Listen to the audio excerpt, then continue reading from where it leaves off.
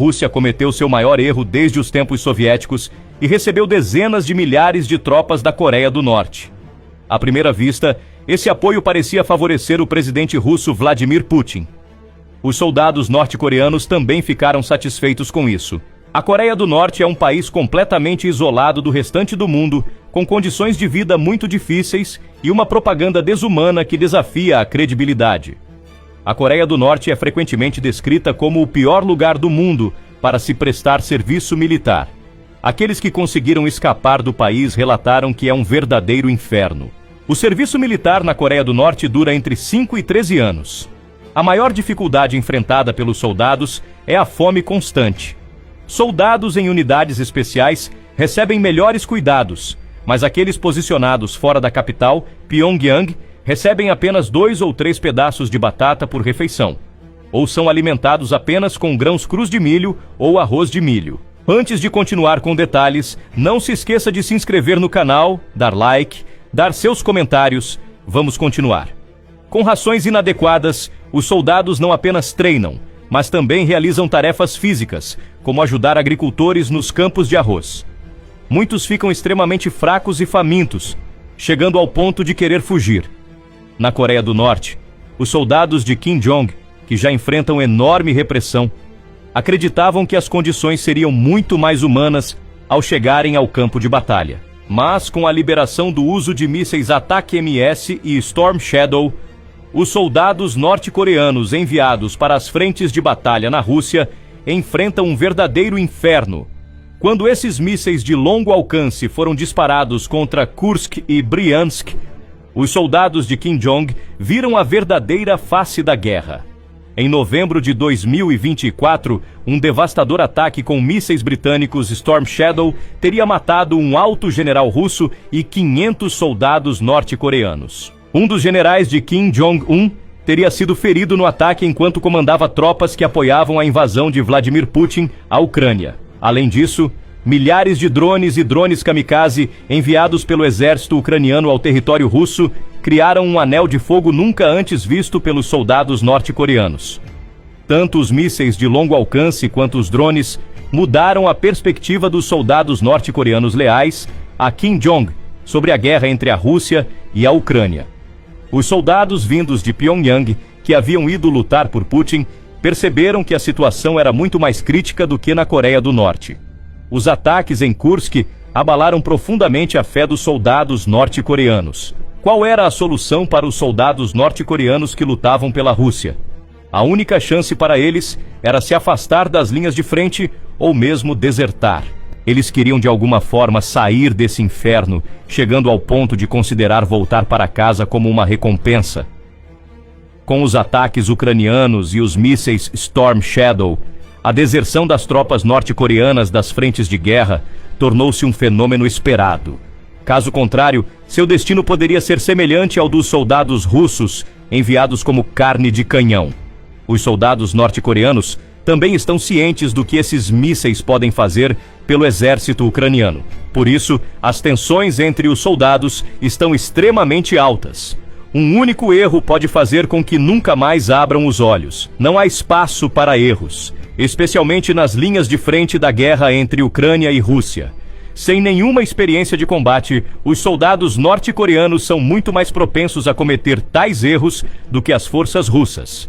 Na primeira vez que a Ucrânia mirou em grupos de soldados norte-coreanos, um grupo de 40 norte-coreanos foi destruído por um ataque HIMARS. Apenas um soldado norte-coreano sobreviveu e se rendeu ao exército ucraniano. As confissões do soldado foram chocantes. Ele disse a seus companheiros que a guerra é o verdadeiro inferno e acusou Putin de enganar seu líder supremo, Kim Jong. O soldado norte-coreano ferido também enfatizou que o verdadeiro inferno era a linha de frente e que eles haviam sido enganados.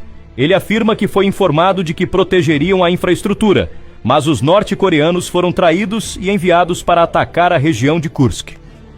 O soldado acrescentou o seguinte: os russos não nos deram nada. Eles nos arrastaram para o ataque sem aviso prévio, sem munição, sem armas adequadas. Assim, os soldados norte-coreanos realmente queriam voltar para casa ou sair desse inferno. Em meados de outubro, os norte-coreanos desertaram dos campos de guerra russos sem nunca entrarem em combate. No caso de 15 de outubro, 18 soldados norte-coreanos desertaram e foram capturados pelas forças do FSB russo 2 dias depois. Todos esses incidentes intensificaram a abordagem de Pyongyang em relação à deserção de suas tropas. Estima-se que haverá deserções em massa entre mais de 10 mil soldados norte-coreanos, incluindo 500 oficiais e 3 generais, temendo ataques futuros ucranianos com mísseis ATACMS e Storm Shadow. Atualmente, a maioria desses soldados está no distrito de Kursk, com alguns em Belgorod. Um certo número está posicionado perto das linhas ao nordeste da fronteira da Ucrânia com a Rússia. A maioria desses soldados norte-coreanos provavelmente não quer morrer pelos sonhos de invasão do presidente de outro país. Por outro lado, Kim Jong planeja mobilizar mais 100 mil soldados norte-coreanos como parte da tecnologia militar que ele receberá da Rússia. Isso representa um grande dilema. Se Kim Jong fizer isso, colocando muito mais soldados norte-coreanos sob o comando de Putin e enviando-os para as frentes de batalha, a situação pode piorar ainda mais. Os ucranianos provavelmente não hesitariam em usar os estoques de mísseis ATACMS e Storm Shadow para caçá-los. Isso aumentaria as tentativas dos soldados norte-coreanos de desertar das linhas de frente. Milhares de soldados norte-coreanos cumprirão seu dever como carne de canhão ou fugirão à primeira oportunidade. A inteligência ucraniana integrou a língua norte-coreana ao projeto I Want to Live e desenvolveu propaganda especial para eles. Além disso, ex-soldados desertores norte-coreanos que vivem na Coreia do Sul se voluntariaram para convencer seus compatriotas norte-coreanos a se renderem ou desertarem. Afirmam que os soldados norte-coreanos devem se render ou desertar, caso contrário, todos perecerão, sejam 10 mil ou centenas de milhares. A alegação mais marcante veio de um desertor norte-coreano. O desertor afirmou que todos os batalhões norte-coreanos abandonarão a linha de frente quando a Ucrânia atacar. Hyun Seung-lee, que serviu no exército norte-coreano nos anos 2000, afirma que os soldados enviados para ajudar na invasão ilegal de Putin têm considerado desertar o tempo todo. Em uma declaração, Lee disse que os soldados na Coreia do Norte seriam forçados a partir, seriam jovens e não muito comprometidos com o combate. No início, haverá desertores individuais, mas com o tempo, acredito que haverá um grande número de deserções em grupo, incluindo oficiais, afirmou. No dia 15 de outubro, as alegações de Lee foram confirmadas tanto pela inteligência ucraniana quanto pela russa. 18 soldados norte-coreanos desertaram sem lutar. Lee acredita que isso ocorre porque os russos provavelmente os tratam como descartáveis, até pior do que seus próprios soldados. Os soldados russos não os respeitam como companheiros de luta, disse ele. Eles os tratarão como escudos humanos. Lee afirmou que, eventualmente, os norte-coreanos entenderão a hierarquia e como são vistos como descartáveis pelos russos, e desejarão fugir. Ele explicou que a Coreia do Norte não está equipada para preparar constantemente suas tropas para combates, e que munições e bombas precisariam ser repostas. Em vez disso, eles treinam para exibições, para que possam aparecer em desfiles ou vídeos de propaganda. Esses soldados vêm da classe trabalhadora norte-coreana e seriam ambivalentes em lutar pelo regime. Eles estão apenas em busca de comida e tentando avançar em suas carreiras. Lee enfatizou que esses jovens soldados não têm lealdade real ao regime e não têm escolha a não ser ir para a Rússia sob as ordens de Kim Jong. Era previsto que morreriam sem nem mesmo causar danos, e parece que foi exatamente isso que aconteceu.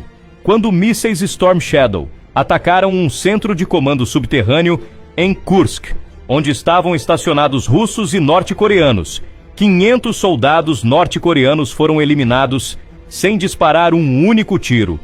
Putin e Kim Jong-un poderiam esperar mais deles, mas parece que não obterão os resultados esperados. Por outro lado, para os soldados norte-coreanos, suas famílias podem ser um problema. Mas, como a Coreia do Norte mantém todos os seus movimentos militares em segredo, algumas famílias nem sequer saberão que seus irmãos, filhos ou pais estão lutando na Rússia. Nessa situação,